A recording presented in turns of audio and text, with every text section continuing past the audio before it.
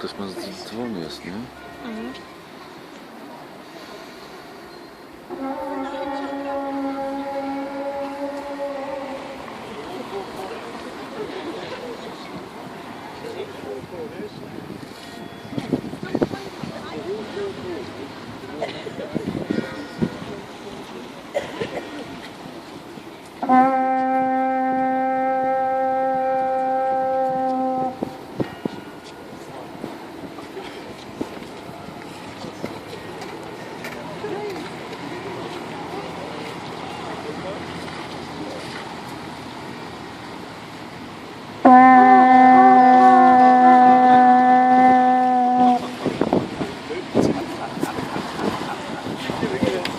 Ladies and gentlemen, the watch is set.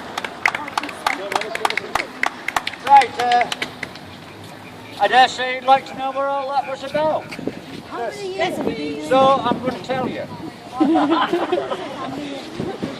The ceremony you've just witnessed is probably one of the oldest surviving traditions in Europe.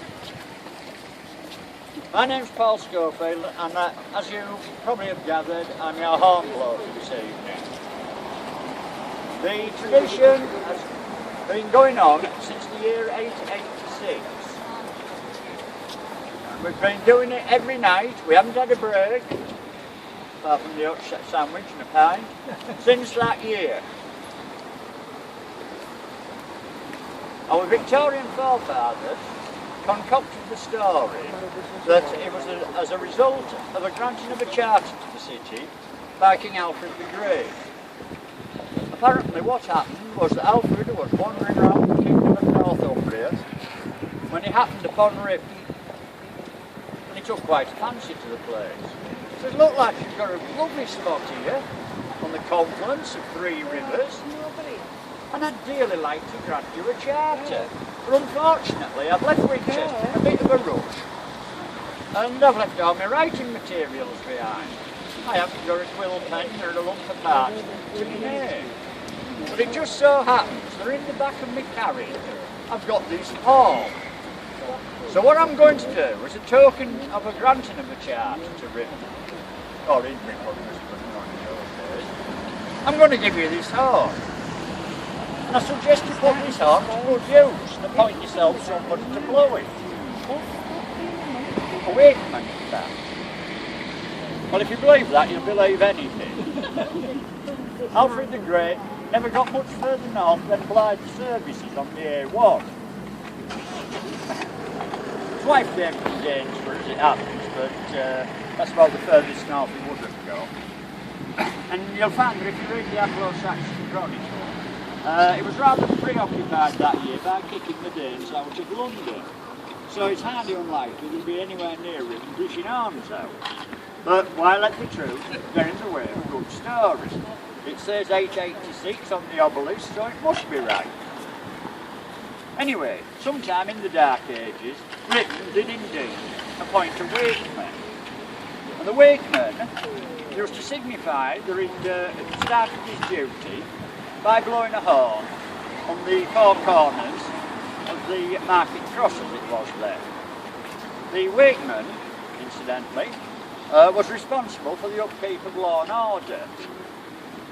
And it was the wakeman's responsibility, if your house got broken into or you got mugged in the street, it was up to the wakeman to reimburse any loss that you may have incurred. And to enable him to do this, he used to levy a tax on people's front doors. If your door opened directly onto the market square, you paid 4pence a year. If your front door was up some little side alley, you paid 2pence a year. And if you only had a back door, well, it was numbered a penny. So that's why there's so many side alleys and back doors off Ripon Market Square. We know that. This wakeman was appointed by and from the 12 most important people in the city.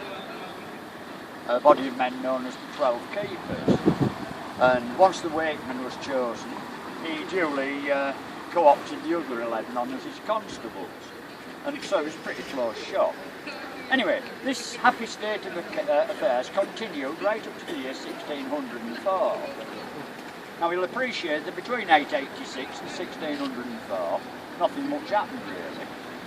Alright, we had a couple of major civil wars, Normandy conquest, the lack of dead. We had quite a bit of trouble with these people that lived north of the border. Hopping over that wall, coming south, and creating mayhem. In fact, on one famous occasion in the 14th century, we had to pay him to make them go away again. They were threatening to set the place on fire. Anyway, as I say, not much happened really. And during that period, Ripon became quite a prosperous place. This was greatly helped by the coming to England in the 12th century of these Cistercian monks from Clairvaux in France. Now these Cistercians were big sheep farmers, and so Ripon became quite important in the wool industry. And later on, cloth played quite an important part. Again, this was greatly helped by King Edward III banning the import of foreign cloth in the middle of the 14th century. These Cistercians found in sort of 4 major abbeys in relatively close proximity to Ripon.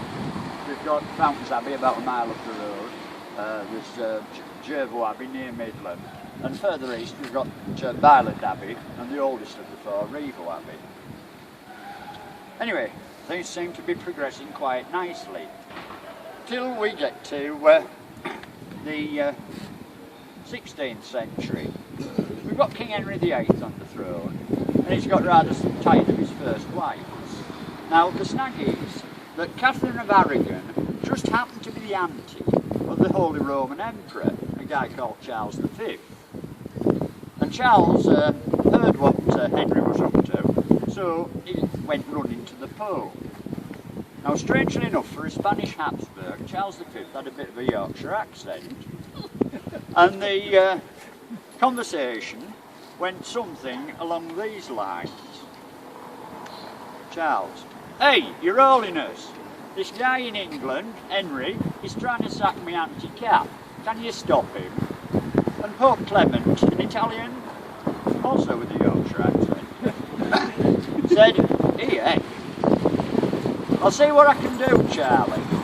So he gets in touch with Henry and said something to the effect of, "Sorry Henry, I'm not going to grant you a divorce." So Henry says, "Fair enough, I'll start my own religion." So that's how the Church of England started.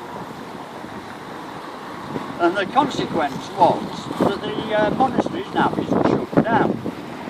The Dissolution Act was passed in 1535, and 3 years later they managed to get this far north and started whipping all the lead off the abbey roofs, pinching all the church plate, confiscating lands, knocking abbeys down and making a vast fortune in the process. But where Ripon was concerned, it had a twofold effect, a bit of a double whammy if you like. It knocked the wool trade on the head quite badly, but rather more importantly, it took away the restraining hand of the church from these wakemen. And so they started to more or less do what they liked. The market square began to look a bit like a punishment theme park. They were tying people to the backs of carts and whipping them. There was one famous occasion in 1570 when 300 people were hanged on Gallows Hill in Ripon in the space of a month. I mean, they had a bit of an excuse, it was just after the rising of the north, but there you go. And putting people in the stocks was quite a popular pastime.